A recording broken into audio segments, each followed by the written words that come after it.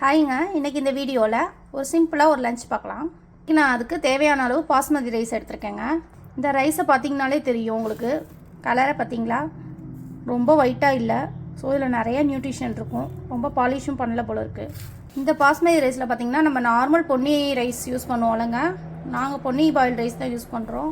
அதில் இருக்க கிளைசமிக் இண்டெக்ஸை விட இதில் கம்மியாக தாங்க இருக்குது. ஸோ இந்த ரைஸ் சுகருக்கெலாம் கூட ரொம்ப நல்லதுங்க. இந்த ரைஸில் நான் இப்போ என்ன பண்ண போகிறேன்னா, சிம்பிளாக ஒரு ஜீரா ரைஸ் தாங்க பண்ண போகிறேன். நான் பண்ணிவிட்டு உங்களுக்கு காட்டுறேன்.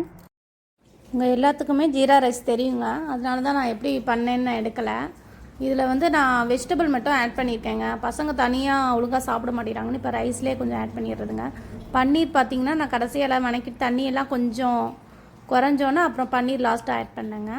பசங்களுக்கு உதிரி உதிரியாக அப்படி இருந்தால் தாங்க பிடிக்கும். ஸோ அதனால தான் நான் கொஞ்சம் தனித்தனியாக இருக்க மாதிரி ரைஸ் அப்பயே நான் எடுத்துட்டேன். இது பேனில் தாங்க பண்ணேன். இன்றைக்கி தான் ஃபஸ்ட் டைம் பேனில் பண்ணேன். நல்லா தான் வந்திருக்குன்னு நினைக்கிறேங்க. பசங்களுக்கு பிடிக்கும் தான் நினைக்கிறேன்.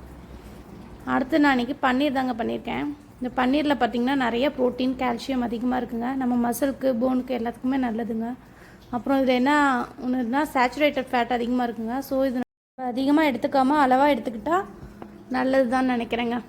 இந்த லஞ்ச் காம்போ பிடிச்சிருந்துச்சுன்னா ஒரு லைக் பண்ணிக்கோங்க. நெக்ஸ்ட் வீடியோவில் நம்ம பார்க்கலாம். பாய்ங்க.